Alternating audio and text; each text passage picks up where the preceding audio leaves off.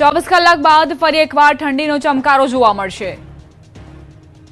રાજ્યના ખેડૂતો માટે રાહતના સમાચાર આવ્યા છે। જે આફતના વાદળો ઘેરાયા હતા તે હવે દૂર થઈ ગયા છે, એટલે કે હવે માવઠાના કોઈ એંધાણ નથી। બીજી તરફ ઉનાળો દસ્તક દેવાની તૈયારીમાં છે। હાલ મિશ્ર ઋતુનો અનુભવ થઈ રહ્યો છે। વહેલી સવારે અને મોડી રાત્રે ઠંડી અને આખો દિવસ ગરમીનો અહેસાસ થઈ રહ્યો છે। ત્યારે હવામાન વિભાગે આગાહી કરી છે કે આગામી 7 દિવસ મહત્તમ તાપમાન યથાવત રહેશે।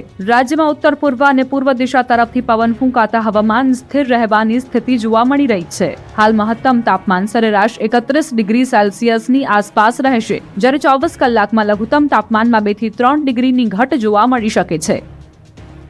कल वेस्टर्न डिस्टर्बेंस के प्रभाव से गुजरात रीजन में छिटपुट स्थानों पर बारिश हुई है। अभी जो वेस्टर्न डिस्टर्बेंस था वो लेस मार्क हो गया है, तो अगले 7 दिन में उम्मीद करते हैं कि मौसम आमतौर पे गुजरात राज्य में शुष्क रहेगा।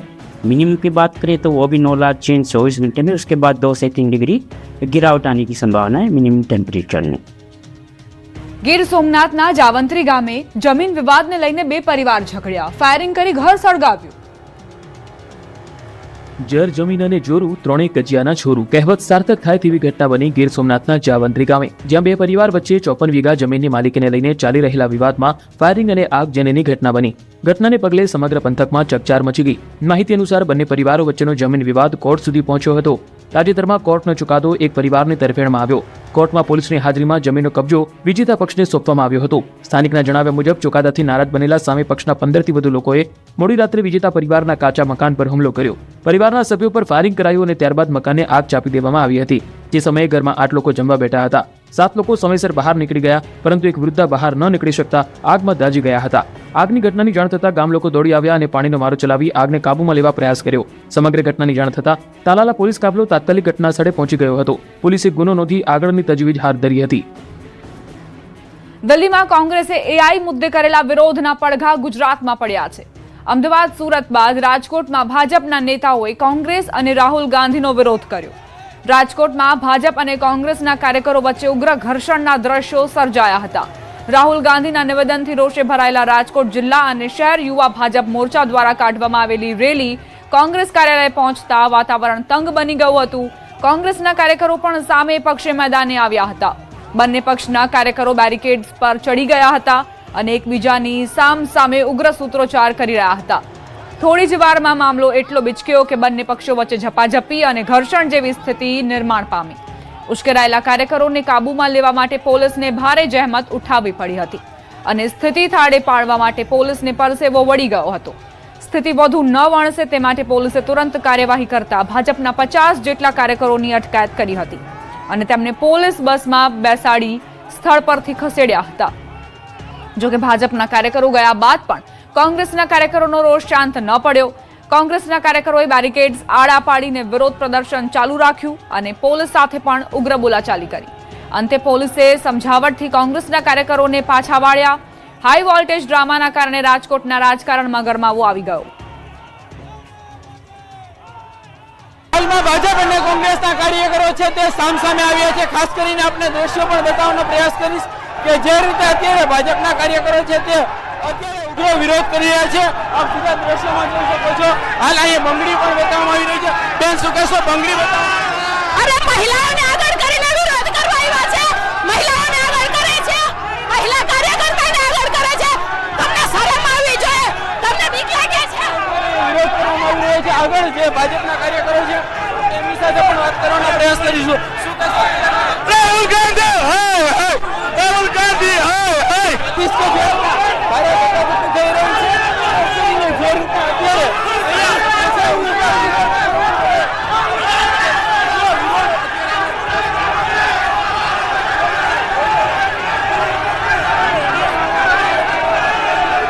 જે રીતના રાજકોટ ખાતે અત્યારે ઉગ્ર વિરોધના દ્રશ્યો પણ સર્જાયા છે। જે રાજકોટ જે છે રાજકોટ અત્યારે પોલીસ છે તે જે છે સમગ્ર મામલો એક બાજુ ખાડે પડી રહી છે, બીજી તરફ ઉગ્ર વિરોધ પ્રદર્શન પણ કરવામાં આવી રહ્યું છે। અત્યારે જે છે એ ઉગ્ર વિરોધ પ્રદર્શન થઈ રહ્યું છે। હાર્દિક જોશી, ન્યૂઝ 18 ગુજરાતી, રાજકોટ। દિલ્હીના ભારત મંડપમ ખાતે આયોજિત પ્રતિષ્ઠિત એઆઈ સમિટનો વિરોધ પક્ષે વિરોધ કર્યો હતો, જેના પડઘા હવે સુરતમાં પણ જોવા મળી રહ્યા છે. દિલ્હીમાં યુથ કોંગ્રેસના કાર્યકરો દ્વારા સમિટ દરમિયાન કરવામાં આવેલા પ્રદર્શનને ભાજપે દેશની વૈશ્વિક છબી ખરડવાનો પ્રયાસ ગણાવ્યો છે. આ ઘટનાના વિરોધમાં સુરતના અઠવા ગેટ વિસ્તારમાં ભાજપના કાર્યકરો મોટી સંખ્યામાં ઉમટી પડ્યા હતા અને કોંગ્રેસ નેતા રાહુલ ગાંધી વિરુદ્ધ ઉગ્ર સૂત્રોચ્ચાર કરી તેમના પુતળાનું દહન કર્યું હતું. અઠવા ગેટ ખાતે આયોજિત આ વિરોધ પ્રદર્શનમાં ભાજપના સ્થાનિક નેતાઓ અને મોટી સંખ્યામાં કાર્યકરો જોડાયા હતા. તો અમદાવાદમાં પણ ભાજપે વિરોધ કર્યો હતો. અમદાવાદના લાલ દરવાજા ખાતે ભાજપ યુવા મોરચા દ્વારા વિરોધ પ્રદર્શન કરાયું હતું. ભાજપ યુવા મોરચાએ રાહુલ ગાંધી અને કોંગ્રેસનો વિરોધ કરી રાહુલ ગાંધીનું પુતળું બાળ્યું. ભાજપના રાષ્ટ્રીય અધ્યક્ષ નીતિન નબીને ગુજરાત ભાજપના નેતાઓને આપ્યો મંત્ર. 3 દિવસ ગુજરાત પ્રવાસે આવેલા ભાજપના રાષ્ટ્રીય અધ્યક્ષ નીતિન નબીને પ્રથમ દિવસે અમદાવાદમાં સભાઓ અને બેઠકો કરી હતી. બીજા દિવસે ભાજપના રાષ્ટ્રીય અધ્યક્ષ નીતિન નબીને વહેલી સવારે 6 વાગે સાબરમતી રિવરફ્રન્ટ પર મોર્નિંગ વોક કર્યું હતું. નદી કિનારે યુવકો સાથે નાસ્તો કરીને વાતચીત કરી. તેની સાથે ગુજરાત પ્રદેશ પ્રમુખ જગદીશ વિશ્વકર્મા હાજર રહ્યા. જે બાદ નીતિન નબીન ભદ્રકાળી માતાજીના મંદિરે પહોંચ્યા. અહીં ભદ્રકાળી માતાજીની પૂજા અર્ચના કરવામાં આવી. માતાજીની ચલિત પ્રતિમા અને પાદુકાની પૂજા સાથે વરદ હસ્તનું પણ વિધિવત રીતે પૂજા કરવામાં આવી. બીજી તરફ સાંજે નીતિન નબીન ગાંધીનગર કમલમ ખાતે પહોંચ્યા. અહીં સીએમ સહિતનાઓએ તેમનું ભવ્ય સ્વાગત કર્યું. પ્રદેશ ભાજપના મુખ્ય હોદ્દેદાર તેમજ શહેર જિલ્લાના અધ્યક્ષ અને મહામંત્રીઓ સાથે બેઠક કરી ક્લાસ લીધા. સ્થાનિક ચૂંટણીને લઈને મંત્ર આપ્યો. બૂથ ડેટા અને લોકસંપર્કના મુદ્દા પર મંથન થયું. તો પ્રવાસના ત્રીજા દિવસે 22 ફેબ્રુઆરી રવિવારે નીતિન નબીન અમદાવાદના ખાડિયા ખાતે સવારે 10:45 કલાકે પ્રધાનમંત્રી નરેન્દ્ર મોદીના મન કી બાત કાર્યક્રમને નિહાળશે. બપોરે 12:30 વાગે તેઓ અમદાવાદ એરપોર્ટથી દિલ્હી જવા રવાના થશે. જૂનાગઢમાં ફ્લેટના બીજા માળેથી આધેડ નીચે પટકાયા. જૂનાગઢના અંબિકા ચોકમાં અજીબોગરીબ ઘટના સામે આવી. પ્રેમદીપ એપાર્ટમેન્ટના બીજા માળે ગેલેરીમાં ઉભેલા એક આધેડ અચાનક બારી તોડતા સીધા નીચે પટકાયા. આધેડ એવી અવાવરૂ જગ્યાએ પડ્યા જ્યાં પહોંચવા માટે કોઈ રસ્તો જ નહોતો. આધેડ જ્યારે ગેલેરીમાં ઊભા હતા ત્યારે અચાનક બારીના સપોર્ટ સાથે નીચે પટકાયા. એપાર્ટમેન્ટની પાછળ આવેલી એક સાંકડી અને બંધ અવાવરૂ જગ્યામાં પડેલા આધેડ ગંભીર રીતે ઘાયલ થયા હતા. ઘટનાની જાણ થતાં જૂનાગઢ ફાયર વિભાગનો કાફલો સ્થળ પર પહોંચ્યો. કોઈ રસ્તો ન હોવા છતાં ફાયર ફાઇટરોએ મહા મહેનતે દિવાલો અને બારીઓથી નીચે ઉતર્યા અને ભારે જહેમત બાદ આધેડનું દિલ ધડક રેસ્ક્યુ કર્યું. ઈજાગ્રસ્ત આધેડને તાત્કાલિક સારવાર માટે હોસ્પિટલ ખસેડવામાં આવ્યા. રાજકોટના જંગલેશ્વરમાં મોટા પાયે ડિમોલેશનની તૈયારી. પોલીસના ધાડે ધાડા ઉતર્યા. 2 દિવસમાં ઘર ખાલી કરવા સૂચના. 21 JCB, 2 Hitachi, 38 gas cutter, 26 tractor, 18 tractor breaker, 150 થી વધુ મજૂરો અને 2500 પોલીસ જવાનો સાથે પોલીસના ધાડે ધાડા ઉતારી રાજકોટના જંગલેશ્વર વિસ્તારમાં શરૂ કરાશે મહા ડિમોલેશન અભિયાન. 1489 થી વધુ ગેરકાયદે મિલકતો પર બુલડોઝર ફેરવવા રાજકોટ મહાનગરપાલિકા અને પોલીસ તંત્રએ તમામ તૈયારીઓ પૂર્ણ કરી લીધી છે. શહેરના ભક્તિનગર સર્કલ પાસે શેઠ હાઈસ્કૂલમાં મોટી કોર્પોરેશનના 1200 થી વધુ અને પોલીસ વિભાગના 1500 થી વધુ અધિકારીઓ કર્મચારીઓ એકત્ર થયા. સાથે જ કોર્પોરેશનના 3 ઝોનના ડેપ્યુટી મ્યુનિસિપલ કમિશનર, દબાણ હટાવ શાખા, વિજિલન્સ સમિતિ સહિતના અધિકારીઓ અને કર્મચારીઓ પહોંચી ગયા છે. ડિમોલેશન પહેલા પોલીસ અને કોર્પોરેશનના અધિકારીઓ તેમજ કર્મચારીઓ દ્વારા ફૂટ પેટ્રોલિંગ કરવામાં આવ્યું. દબાણકારોને ઘર ખાલી કરવા સમજાવવામાં આવ્યા. સવારથી શરૂ થયેલી આ કામગીરી સાંજના 6 વાગ્યા સુધી ચાલી. જંગલેશ્વરની 78 જેટલી સોસાયટી ગલીઓમાં જઈ કોર્પોરેશન અને પોલીસની ટુકડી લોકોને દબાણ ખાલી કરવા જણાવી રહી હતી. ગેરકાયદે મકાનોમાં રહેતા લોકોને આગામી 2 દિવસમાં મકાન ખાલી કરવા સૂચના આપી દીધી છે. અન્યથા કોઈ જાનમાલને નુકસાન થાય તો તંત્રની જવાબદારી રહેશે નહીં એવો સ્પષ્ટ સંદેશ પણ આપી દેવામાં આવ્યો છે.